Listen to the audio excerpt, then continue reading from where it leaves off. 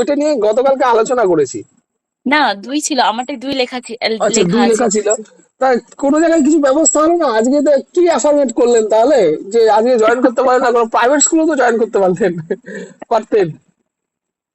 সেটাই দেখছি যে প্রাইভেট ওটাতে স্কুলে লেখা হলো না? আছে যে, স্যার আমি ভাবছি যে ওই বলেন। দুই চারটা থাকুক, 26টা চেঞ্জ করে 27 বা 28 করে দেব। কেন, 1 বছর হয়ে গেল তো। এগুলো তো লোকে বিয়ের ডেট হিসেবে সেট করে, যেটা বলছে 26 27। যাই না, হোক। দেখেন ম্যাডাম, আমি একটা কথা বলি, সেটা হচ্ছে মোটামুটি আমার এখানে যারা করতো না তারা, মানে যারা এখানে প্র্যাকটিস করেছে বা যারা রেগুলার ছিল, তারা মোটামুটি দেখেন স্কুল ফুল হোক বা কোনো একটা কাজ হোক, নিজেদেরকে এনগেজ করে নিয়েছে।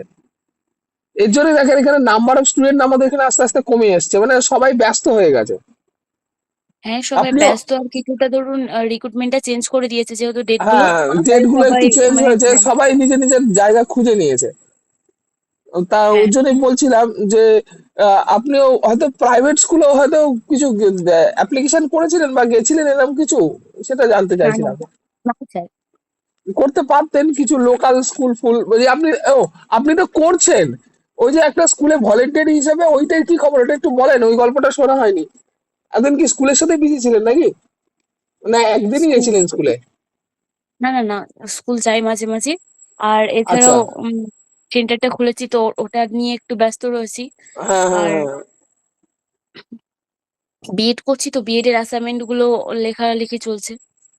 এই মানে যখন রিসেশনের সময় বিএড করছেন, এই তো চাকরি হবে কিনা প্রাইমারি টেট করার পরে ডিএলএড দিয়ে সেটার একটা কনফিউশনে রয়ে গেল, তারপর আবার এরপর বিএড চাপাবেন। এটা চাপ হয়ে হ্যাঁ, যাচ্ছে তো। মানে টাকাগুলো তো ইনভেস্ট হয়ে গেল। এবার বিষয় হচ্ছে রিটার্ন ঠিকঠাক পেলেই হতো, কিন্তু রিটার্ন কি সেইভাবে ডিএলএড থেকে না এক্সপেক্ট করে, এখন বিএড এর উপরে চিন্তা ভাবনা করেছেন যে বিএড থেকে যদি কিছু পয়সা আনা যেতে পারে ঘরে, এরকম ব্যাপার? মানে আপনার কিসে অনার্স আছে? Education sir. এডুকেশন সাবজেক্ট তো ভালো ছিল, তা আপনার ক্ষেত্রে তো স্কুলগুলো বেস্ট ছিল।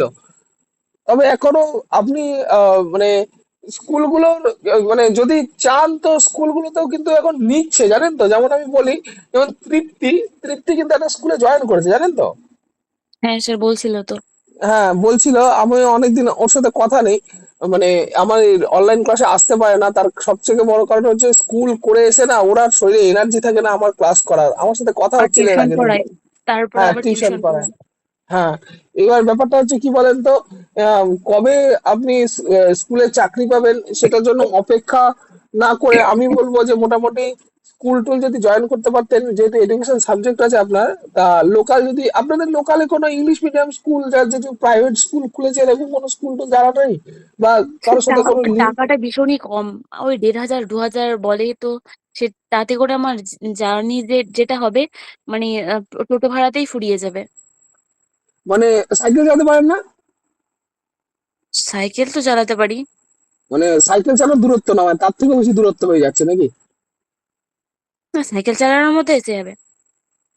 হ্যাঁ, তাহলে তো দেখেন ম্যাডাম, হিসাব মতো যেটা আমি মানে চিন্তা করছি বা যেটা আমি ভাবছি, সেটা আমি আপনাকে বলি যে যখন রোজগার হচ্ছে কম, তখন খরচা, মানে রোজগার যখন কম আসছে তখন তো খরচাটাও কমিয়ে রাখতে হবে। ওর জন্যই আপনি টোটোর জায়গায় যদি সাইকেল নিয়ে যেতেন তাহলেও হয়তো কিছুটা হতো, ওদিক থেকে তো আপনার এক্সপিরিয়েন্সও তো বাড়তো, যে আমি আদৌ অ্যাজ এ ম্যাডাম হিসেবে বাচ্চাদের ক্ষেত্রে ফিট কিনা সেটাও তো দেখতে পারতেন। ওই 2-1,500 না, অন্তত 3,000 তো দেয় অন্তত। মানে হিসাব মতো ওই ইয়েকে ওই আমি ওর সাথে যে কথা বললাম, বললো ওকে 5,000 দেয়। ওই তৃপ্তিকে ওকে ঠিক। পাঁচ পাঁচ 5 থেকে 6,000 দেবে, এরম এরমও বলছিল। আর আপনি যেটা বলছেন 1,500 2,000, অত কম কি দেয় আদৌ? এই একটা 1,500 2,000 কি হয়? ওটাই তো হচ্ছে কথা, 5-6 দিলে তো সেটাই। মোটামুটি হাত খরচার জন্য তাও ঠিকঠাকই রয়েছে, নিজের না, টুকুর মতো। হ্যাঁ সেটাই, 1,500 2,000-এ সেরকম একটা, মানে তাহলে হয়তো স্কুলে ছাত্র সংখ্যাও হয়তো কম বা সেরকম কোনো ব্যাপার থাকতে পারে, আমি জানি না। বাট আপনি যদি কোনো ইংলিশ মিডিয়াম হাই স্কুলে যদি অ্যাপ্লাই করেন না, ওইখানে অন্তত আপনি 10 থেকে 15 হাজার টাকা পেতে পারেন। আমার আইডিয়া যেটাকে বলছে,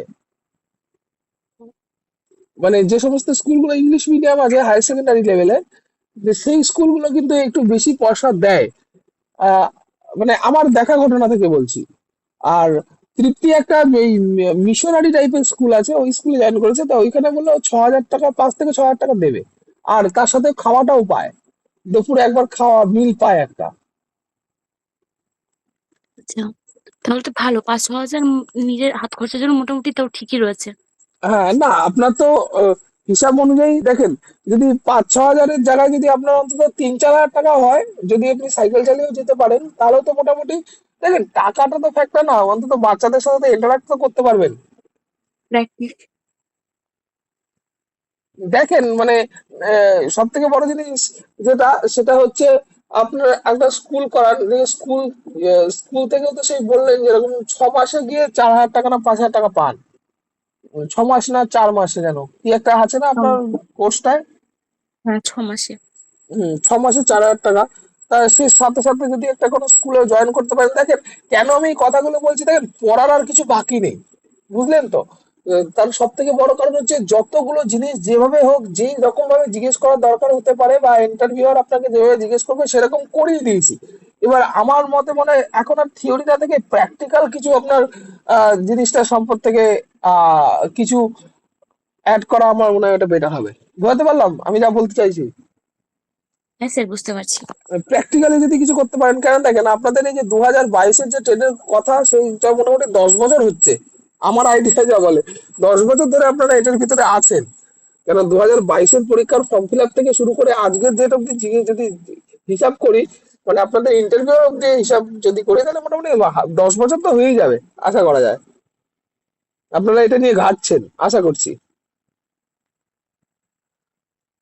আমি তো যদি আপনার মানে আমি বলবো প্রথম দিকে পয়সাটার দিকে না তাকিয়ে অন্তত যদি 4-5 হাজার, 3-4-5 হাজার যদি হয়, দিন 100 টাকা করেও যদি হয়, কেন স্কুল টাইমটা তো আর বেশিটা সময় লাগে না, ইংলিশ মিডিয়ামে বাচ্চাদের যে স্কুলগুলো আছে। উম, একটু খোঁজ খবর নেওয়াটা মনে হয় বেটার হতো। মানে আপনি শুনেছেন ঘটনাটা, আর প্র্যাকটিক্যালি গিয়ে দেখেন। আপনি যখন কোনো একটা প্রাইভেট স্কুলে ইন্টারভিউ দিতে যাবেন, সেখানেও একটা তো আপনার ইন্টারভিউ নেবে, বলেন। আমি না হয় এখানে আপনাদের প্রাইমারি স্কুলে, যেটা গভর্নমেন্টের প্রাইমারি স্কুলের জন্য ইন্টারভিউ নিচ্ছে, তারাও তো একটা ইন্টারভিউ নেবে আপনার, তাই না?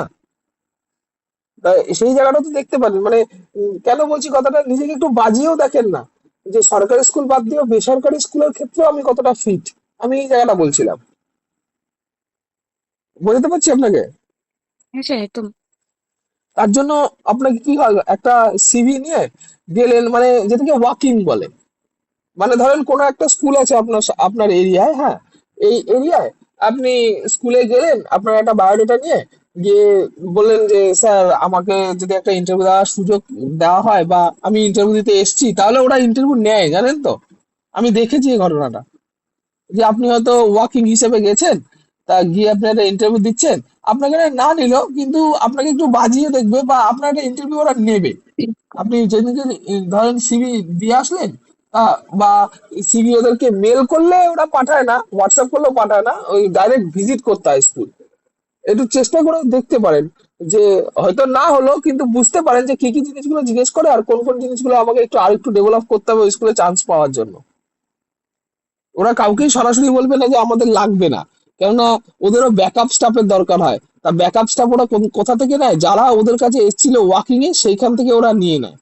ধরেন কোনো একটা স্যার বা ম্যাডাম যে পড়াচ্ছে, তার একটা কোনো অসুবিধার জন্য সে স্কুলটাকে অ্যাটেন্ড করতে পারছেন না। এটা যদি গভর্নমেন্ট স্কুলের ক্ষেত্রে হয়, গভর্নমেন্ট স্কুলে ওরা ডেপুটেশন দেয়, 1 বছরের জন্য ডেপুটেশন, মাতৃত্বকালীন যে সমস্ত ব্যাপারগুলো আছে। এই জিনিসটা সম্পর্কে পরিচয় আছে না, আমি একটু বললে আপনার সুবিধা হবে।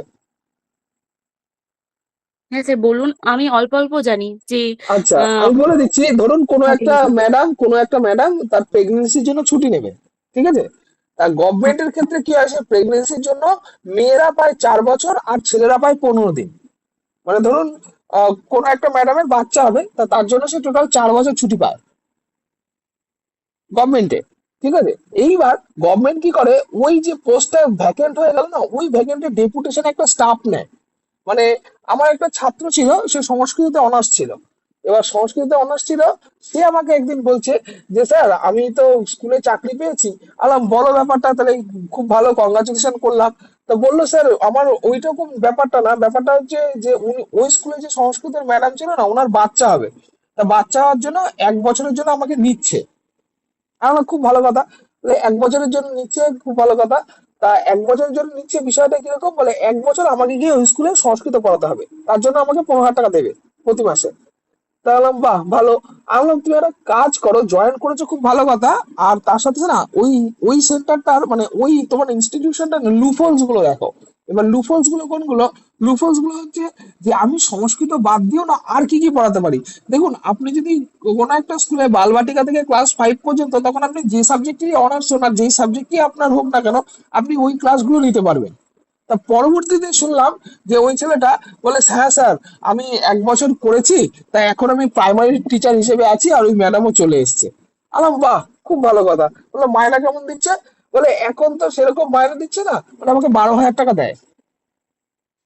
আলাম বাহ, বারো বাহ! হাজার টাকাও তোমার তো মাইনে খারাপ কি। পেমেন্ট তো ঠিকই আছে। হ্যাঁ। হ্যাঁ, দিন 400 টাকা করে খারাপ কি, আর দিন 400 টাকা করে খারাপ না। তার সব থেকে বড় কথা সেটা হচ্ছে ওদের স্কুলে থাকতে হয় 5 ঘন্টা, বুঝলেন তো। আমি বললাম তাহলে তুমি তো স্কুলে 5 ঘন্টা থাকো, তাহলে আর কি কি করো? বলে স্যার, একটা স্কুলে গিয়ে আমার একটা লাভ হয়েছে, যে আমি স্যার 30টা স্টুডেন্ট পড়াই, হ্যাঁ, এটা কাউকে বলবেন না কিন্তু, হ্যাঁ। এরকম বলেছে আমাকে, জানেন। মানে আমি 30টা স্টুডেন্ট পেয়েছি ওদেরকে পড়ানোর জন্য। মানে মানে প্রাইভেট, মানে যেমন প্রাইভেট পড়ায় না, সেরকম প্রাইভেট পড়ায়। স্কুল থেকেই ও নেটওয়ার্কটা লাগিয়ে স্কুলের বাচ্চাগুলোই পড়াচ্ছে এখন প্রাইভেটে। যেহেতু ও তো একটা ডেপুটেশনের স্টাফ, তা ওর ক্ষেত্রে তো স্কুলে আর কেউ কমপ্লেন করতে পারবে না যে স্যার স্কুলেও পড়ায় আমাদেরও পড়াচ্ছে বাড়িতে, এরকম তো কোনো ব্যাপার না। আর এই আইনটা এরকমই আছে যে স্কুল মাস্টার কোনো সময় যে প্রাইভেটে বাড়িতে পড়াতে পারবে না তা না। সে নিজের স্কুলের বাচ্চা বাদ দিয়ে অন্য স্কুলের বাচ্চা অন্য কোনো ক্লাস সে পড়াতেই পারে, কেননা সেই ক্ষেত্রে সে কোনো কমপ্লেন পাবে না। এই ক্ষেত্রে সে পড়াতে পারে। আলাম বাহ। বলে হ্যাঁ স্যার, আমার এখন মাসে মোটামুটি 30,000 টাকা রোজগার আছে। বললাম বাহ, তো বিশাল ব্যাপার, তাহলে পার্টি দিচ্ছিস কবে? বলে স্যার, পার্টি না স্যার, আমি অপেক্ষা করছি, এই আমার আপার প্রাইমারিটা হয়ে আছে, আপার প্রাইমারিটা কবে হবে। আমি বললাম কবে হবে তো না হবে সেটা তো বড় ব্যাপার না, 30,000 টাকা রোজগার করছিস তো ভালোই তো রোজগার হচ্ছে। তা তার সাথে সাথে একটা দেখলাম ও একটা জিনিস বললো, যে আমি সাইকেল চালাতে পারি না। ও সাইকেল চালাতে পারে না। এই কথা হচ্ছিল এর আগের দিন। আচ্ছা ম্যাডাম, বলি, জয়শ্রী ম্যাডাম বলেন।